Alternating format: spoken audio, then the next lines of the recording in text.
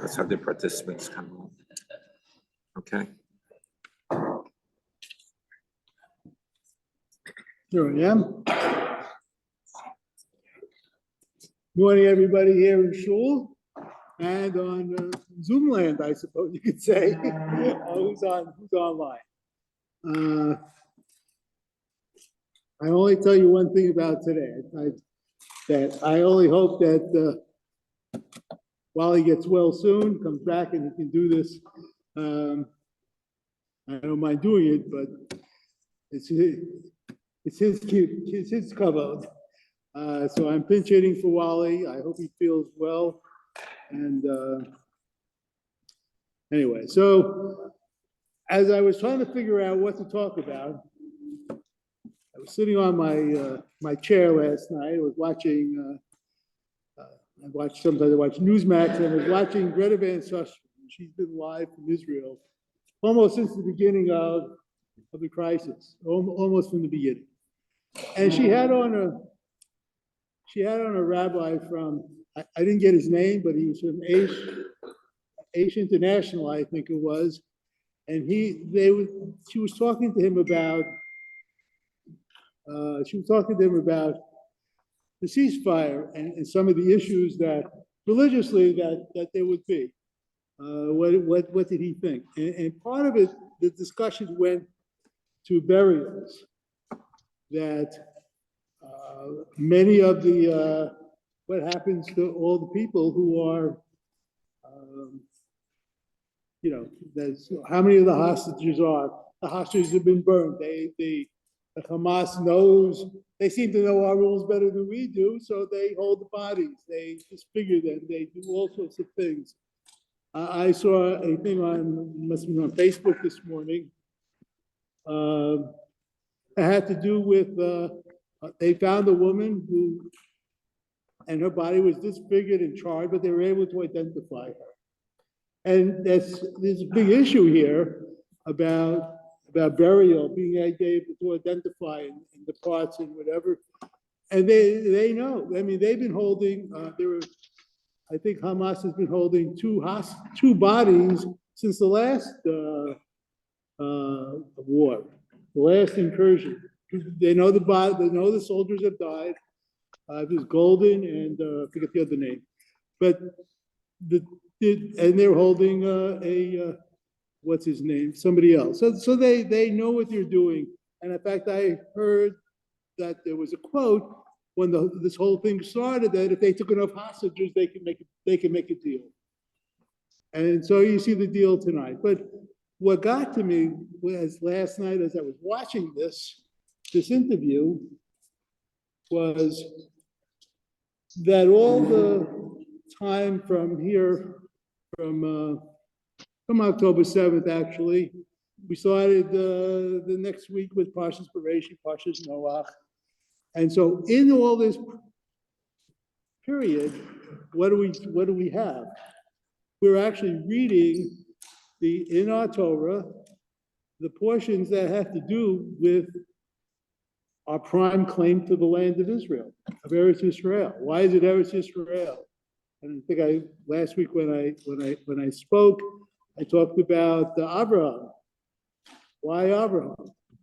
Really was the question. The question was why Abraham, and the answer was Tzedek and Mishpah.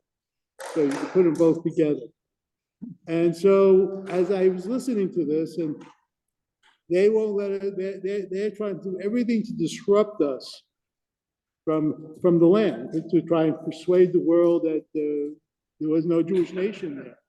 And I think part of it has to do with the fact that we have Yitzhak, who we say was taken up to the Mount Moriah. They say it was Ishmael. Well, there's a big difference right there. And that could be the core of their whole discussion.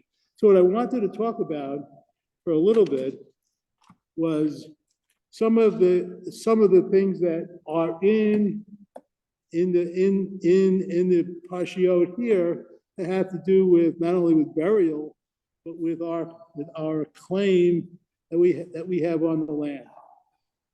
What's the first thing that that, well, we know that Abraham is told to go. He comes there, it's Israel. And we know that by the end of the parsha, skip to the end, to the part where there's the bris milah. The whole family gets a bris milah. He's told, Sarah's gonna have a baby. She gets that, she laughs. And the next week we have it again. This whole process, if you go into the benching, when you do the Nodeh L'Cha, in there it talks about we thank God for the land, and it's in the bris milah. That's part of the thing. If you don't get a bris milah, you can be cut off from the land. That very basic idea. In fact, it was almost it almost hit me last night as I was thinking about it. Was that I just went out to San Diego for a bris for my grandson, came back. The bris was, and everybody was consumed, of course, with the war that was going on. That was what was going on there. People seemed to be excited. In fact, thank you. When I put my grandson's picture on Facebook, I got many more mazel tovs than I expected to ever get. And I think it was the reaction to this. But it's part of our the covenant that we have with Hashem. It's simply as that we go on with the covenant.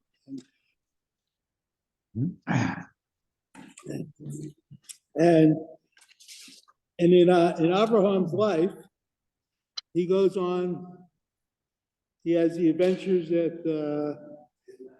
in Gerar, which probably is Gaza today, where where Abraham makes a deal, and with Avimelech, and the Rashbam. I know Rabbi Yudin talked about it right here.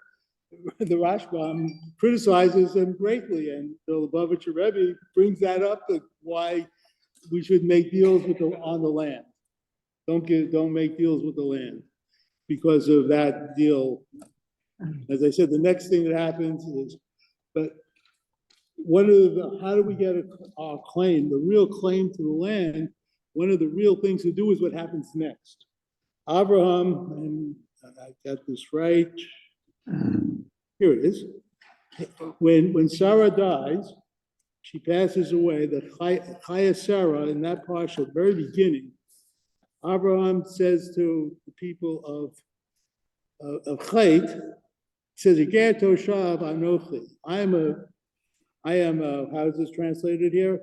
I am a resident and an alien. Okay? I live with you, but I'm not with you. I'm foreign.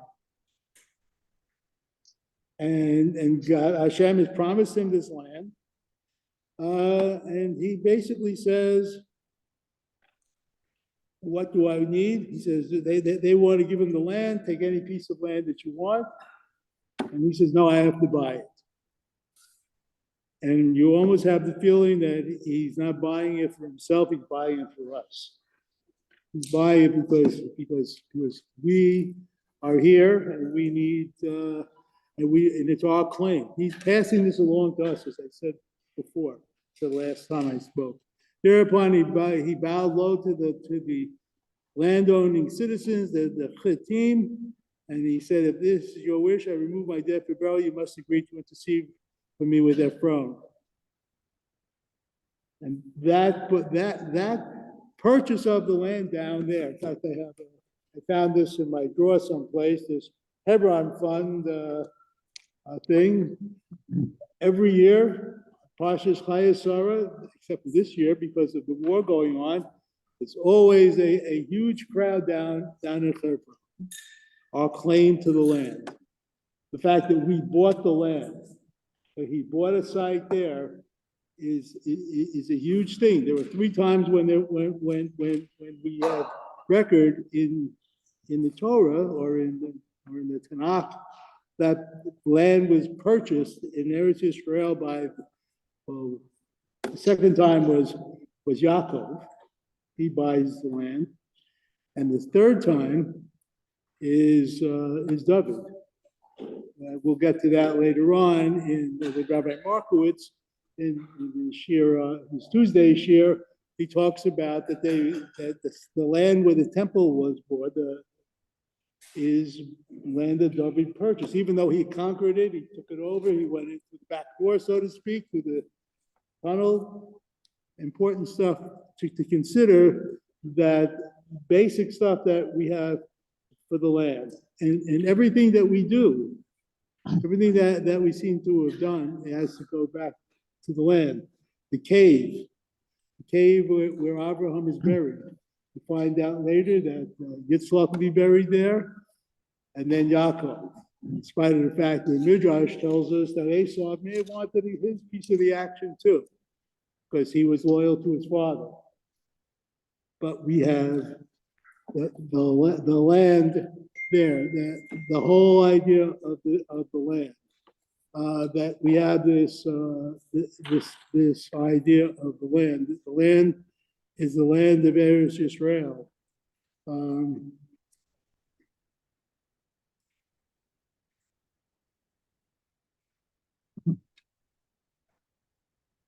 And when it comes, and as I started off saying,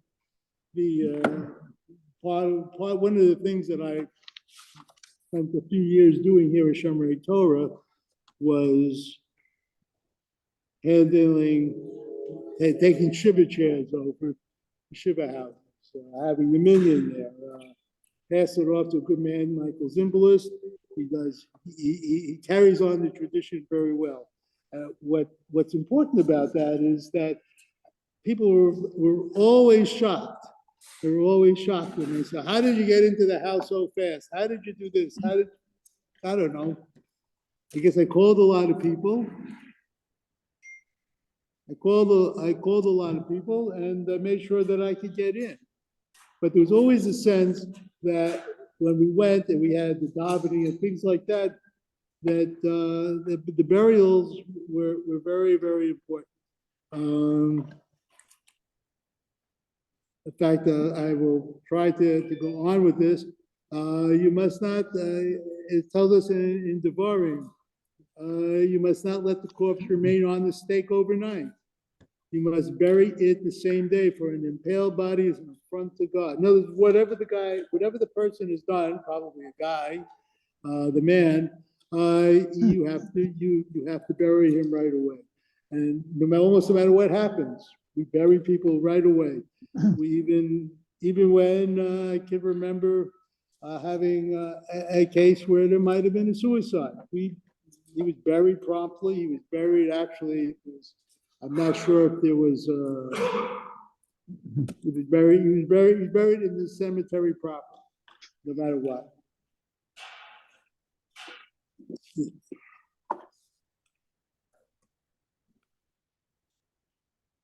Well, let's see. So the burial, the idea of burial and taking care of the body is something that we do. People sit Shiva, and as I said at the beginning, our claim to the land. Why is this a disruption? Why is this whole idea a disruption? Well, it's a disruption because we're supposed to be putting our bodies, back to the land, burying the bodies in the land. By disrupting this whole process, they're disrupting our that we have any claim to the land.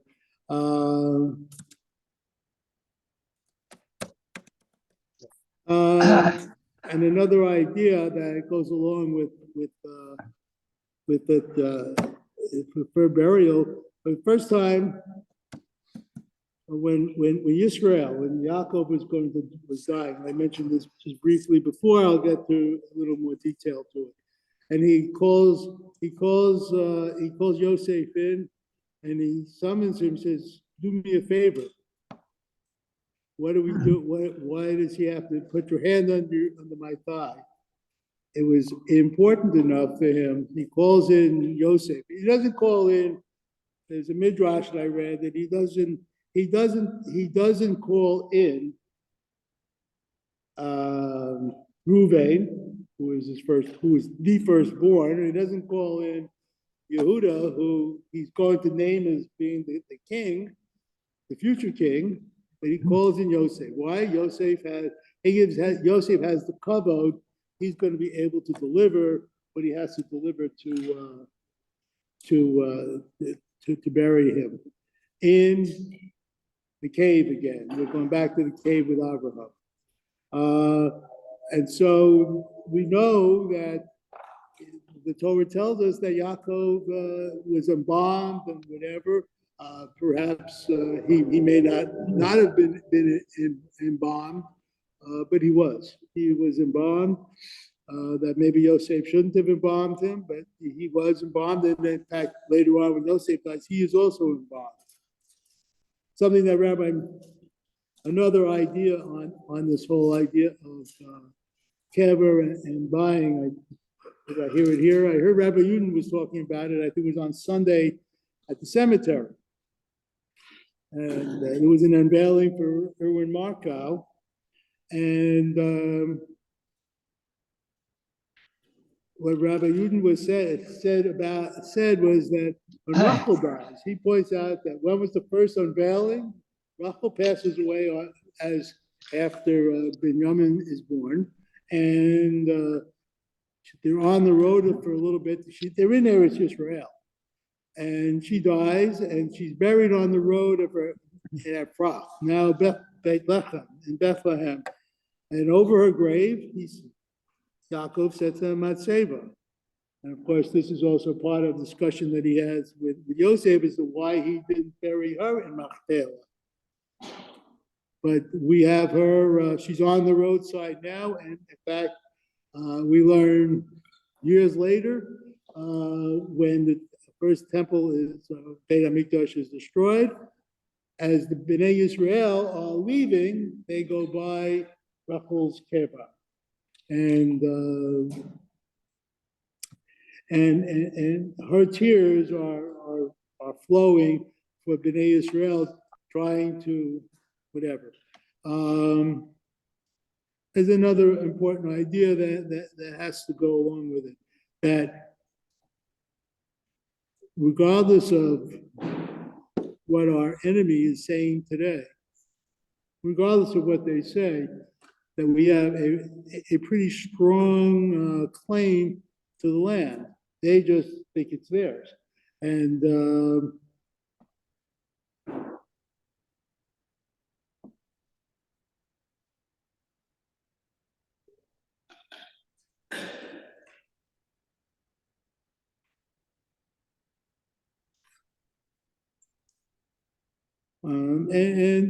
this whole idea of burial is, as I said, is very, very important.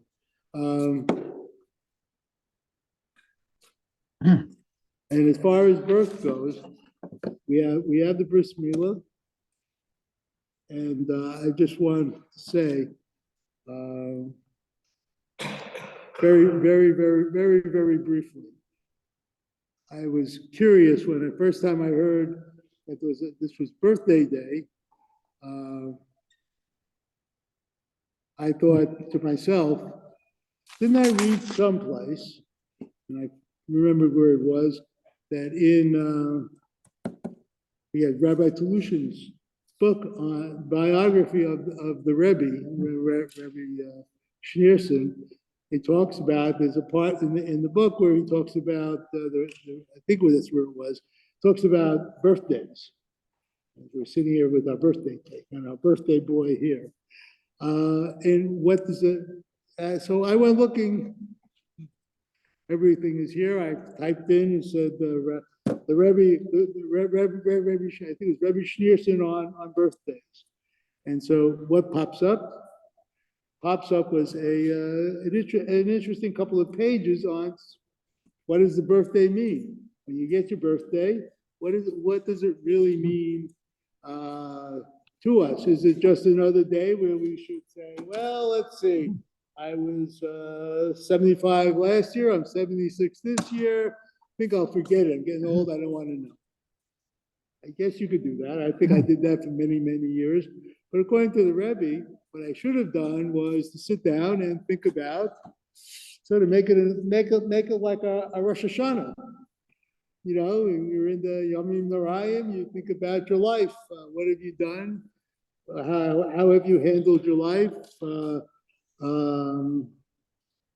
He even goes as far as saying you should sit down with your friends and discuss your faults and your everything else in your life. So I'm not sure that I don't know if I had the nerve to do sometimes, but it's up to the birthday boy that this is his birthday or it's his birthday month. I know we all have birthdays. And I think it was a very, very, very important that there was a whole list of suggestions as to what somebody should do on their birthday to make it a meaningful day. It shouldn't just be another day. Why? God created each one of us and gave us a day. This is your time. And he basically has said to us, by us being born on that particular day, that your time has come. Your time has come. Do something. Are you going to do something positive or negative or whatever? It's up to you. I don't mean to pick on this month's birthday boy, but I should be picking on everybody every month. Something just to remind people that on your birthday, it's a day that God sort of allowed you in. I know that, I hate to say it, but I guess maybe having spent a month in the hospital with trying to get over leukemia, maybe I appreciate it even more now than I did then. Sometimes when I go to see my doctor, they tell me that I have two birthdays. I have one in July, which was the day they gave me my bone marrow transplant, and then it was the one I was actually born on in March. Or actually, it's in I think I'm only one in this month's Adar Bet, because it's our bet that I have two birthdays. I don't know if I should be on the birthday club for twice or what that means. But I think that the object of the whole thing is to appreciate what you have, appreciate everything that's there, not just to ingest a lot of calories and stuff like that. Not that. So anyway, I want to thank Mendy for letting me do this. I understand he had a nice crowd here, and I didn't want to disappoint anybody. So yes, go ahead. I know people in Israel, they have this custom if you're the birthday person, like the celebrant, that they like to give brachas to their friends and families because they feel blessed that they're celebrating another birthday. It's almost like, a bride, a couple very often will give bracha when she has the batek Well, I think everything. Thank you. So it's like, Thank you. They are blessed to celebrate another birthday. It's not like they think they have any special power. It's just they're happy to be celebrating, and so they want to give a blessing, a bracha to others on their own birthday. I think that was nice. Having been thoroughly grounded as Sam, may you celebrate another 45. I'll take whatever I can get. No, but the object is being a thoroughly engrossed American-born Jew, who got the very minimal of Yiddish and Hebrew when I grew up. I did find that a couple of things when I looked online. The birthday greeting in Hebrew, of course, is Yom Holedet Smeach. And then in Yiddish, I thought it was interesting. It was Glücklich dein Geburtstag, or you could say, I guess, in almost any one of them, is Ad Meach V'Esrim, so 120. That's what we seem to wish everybody. And so anyway, that's just a couple of hints on the Parsha, what some of the Parshiyot mean, and What is a birthday? What is a Jewish birthday? Thank you, Yashikaya.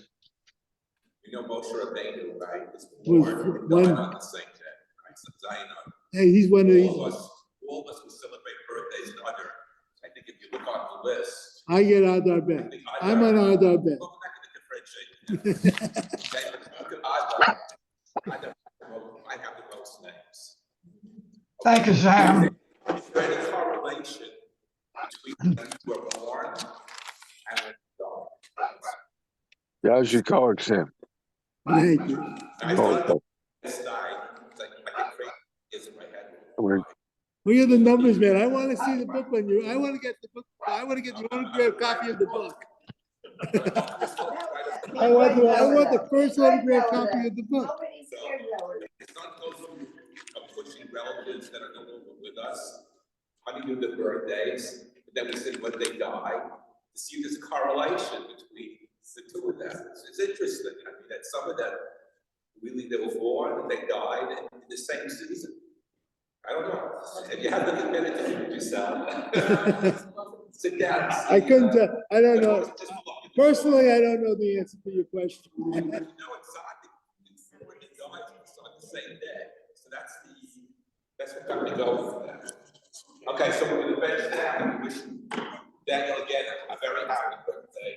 And then it's, you do not have it, then you do not. Yeshe Manor.